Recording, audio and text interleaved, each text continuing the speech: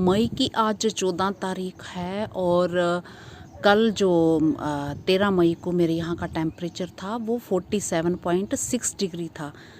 तो आप जान ही रहे होंगे अभी सुबह सुबह का टाइम है, क्योंकि धूप आपको भी कहीं दिख नहीं रही होगी, दूर दूर अभी हल्की हल्की निकल रही है। तो मैं सोच रही हूँ कि सुबह सुबह वीडियो बना लूँ। तो आजकल इतनी गर्मी हो रही है, मैं बस एक टाइम सुबह पानी देने आती हूँ और थोड़ी बहुत काम निपटा रही हूँ। उसके बाद फिर मैं शाम के टाइम भी नहीं आना पसंद करती, क्योंकि बहुत ज़्यादा गर्मी हो रही है। तो नमस्कार जी, मैं मंजू। इतनी गर्मी में इतना हाई टेम्परेचर जा रहा है, 47.6 डिग्री जो कल का टेम्परेचर था, और आज कितनी गर्मी होनी है ये तो अब दिन में ही पता चलेगा, और धीरे धीरे बढ़ ही रहा। तो मेरे यहाँ जो है 48 डिग्री तक टेम्परेचर गया हुआ है, उससे भी कुछ पॉइंट गया हुआ है, और अब देखो कितना जाना है टेम्परेचर। तो आज मैं आपको वाइट जो चंदन होता है, वाइट सैंडलवुड को ग्रो करना सिखाऊंगी। हालांकि इसके सीड मैंने पहले भी ग्रो करना सिखाए थे, बट आप जानती हैं कि तब मेरे यहाँ गिलहरियों का बड़ा ही प्रकोप था। तो सीड जैसे लगाते थे तो वो सारे ही चुन के ले जाती थी। तो हमारे कोई जानने वाले हैं, उन्होंने ये जो प्लांट तैयार किए हैं, उन्होंने खूब सारे प्लांट्स तैयार किए हैं। तो ये 2 महीने के पौधे हैं। तो उन्होंने जो उनका मैं एक्सपीरियंस शेयर करूं, उन्होंने इन्हें जो मिड फरवरी में ग्रो किया था, और जर्मिनेशन में 30 से 35 दिन लगे थे, और ये फरवरी में किया था, मार्च मिड में जो है ये निकल आए थे। किसी ने 30 दिन लिए जर्मिनेशन में, किसी ने 35 दिन लिए, ऐसे करके। तो उन्होंने ये 2 प्लांट मुझे गिफ्ट में किए हैं, और ये सीड मैं ग्रो करूँगी। तो उन्होंने क्या क्या किया, उनका जो एक्सपीरियंस आगे का मैं शेयर करूँ। पहले मैं ये बताऊं कि जो ये चंदन को आप पूरा साल ग्रो कर सकते हैं, जहाँ पे गर्मियाँ रहती हैं। बहुत ज़्यादा ठंड या बहुत ज़्यादा गर्मी में ना करें, बट मैं तो बहुत ज़्यादा ही गर्मी में कर रही हूँ, जब हाई टेम्परेचर मेरे यहाँ जा रहा है। तो देखते हैं क्या रिज़ल्ट्स रहते हैं। तो मैं बस नेट के नीचे ही रखूँगी। बाकी भी जैसे बहुत सारे मैं सीड्स ग्रो कर रही हूँ, तो वो मेरे उग रहे हैं और चल रहे हैं, और अच्छे से चल रहे हैं। जब मैंने बताया ना कि बहुत ज़्यादा हाई टेम्परेचर जाता है, कल या परसों की वीडियो में बताया था, तो फिर जो बारिश आने की संभावना भी बहुत ज़्यादा बढ़ जाती है, बीच में आ जाती है। फिर अगर दाएं बाएं बारिशें होती हैं तो टेम्परेचर जो है वो फिर कम हो जाता है। तो हमारे यहाँ अगर ना भी हो तो फिर आसपास के जो टेम्परेचर का भी यहाँ पे फ़र्क पड़ता है। तो चलिए मैं ये बताऊँ कि उन्होंने ये सीड्स को क्या किया था। उन्होंने जो ये सीड्स, ये जो पौधे तैयार किए हैं, तो इनके सीड्स को पहले ट्रीट किया था।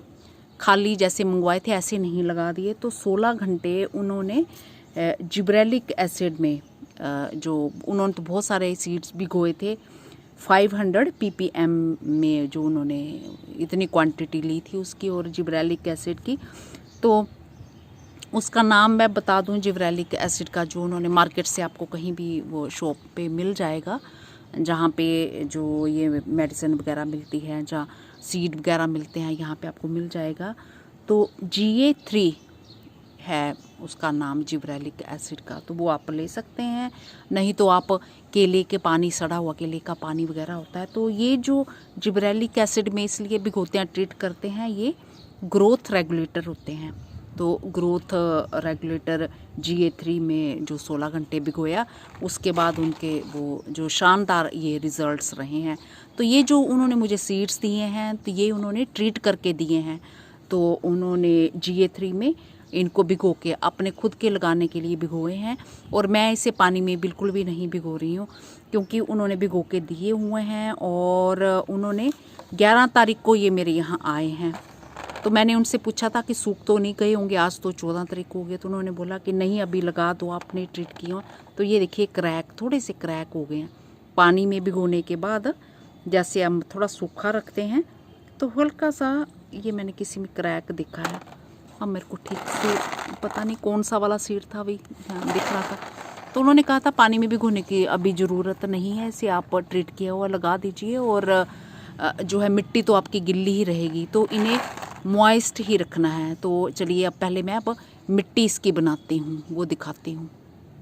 तो ये 8 इंची का पोट है, ये मैंने लकड़ी डाली है, बिल्कुल थोड़ी सी डाली है, ज़्यादा नहीं डाली, ताकि ठिकरी की जगह लगाई है ताकि मिट्टी जो मेरी पानी डालूँ तो नीचे नहीं जाए। और इसी गमले से मिट्टी मैंने जो खाली की है, पुराना सर्दियों का कोई पौधा लगा था, तो ये मिट्टी बहुत ही अच्छी भुरभुरी जैसी है। ये देखिए मेरी मिट्टी में ह्यूमस मिला हुआ होता है।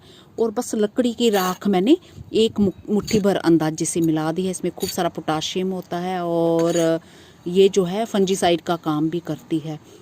और बाद में हम जो अपने सीड्स में जब पानी डालेंगे उसे मॉइस्ट रखेंगे, हल्का मॉइस्ट रखेंगे, ड्रेनेज सिस्टम बढ़िया होना चाहिए। तो हम उसमें फिटकरी को जो थोड़ा सा घोल के, उस पर मैंने वीडियो बनाया हुआ, देख लें, तो वो पानी डाल सकते हैं, तो उससे जो है फंगस नहीं आएगी। तो मैं इसको घोल के अब पूरा ये पोट भरती हूँ, फिर आगे बताती हूँ। तो मिट्टी हार्ड नहीं होनी चाहिए, भुरभुरी जैसे। मैंने इस छोटू जैसे गमले से इसको खूब अच्छे से ऐसे दबा दिया है, इस तरह से ये दबा दिया है। तो अब मैं सारे सीड जो है इनके ऊपर लगाती हूँ। तो अब मैं एक एक करके ये सीड ऐसे लगाती जाती हूँ। तो बाद में जितने भी निकलेंगे फिर हम बरसात के टाइम ट्रांसप्लांट करेंगे। अब 30-35 दिन तक हम बिल्कुल आराम करेंगे। अब कोई हम देखेंगे नहीं, बार बार बस मिट्टी को मॉइस्ट रखना है और नेट के नीचे मैंने वहाँ पे रख देना है। तो इस तरह से मैं सीड लगाती हूँ और फिर मिट्टी से इसको ढक देना है। तो ज़्यादा सीड लगाएं क्योंकि बहुत सारे ये निकलते भी नहीं हैं।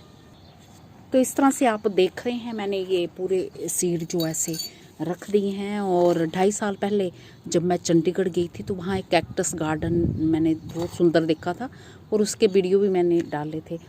तो वहाँ पे जो है चंदन के प्लांट लगे हुए थे, नवंबर महीने में खूब सारे सीड उस पर लगे हुए थे। तो मेरे पास इतना टाइम नहीं था कि उनको, मैं पक भी रहे थे, कच्चे भी रहे थे और नीचे भी खूब सारे गिरे थे, कि मैं वो कलेक्ट कर पाती।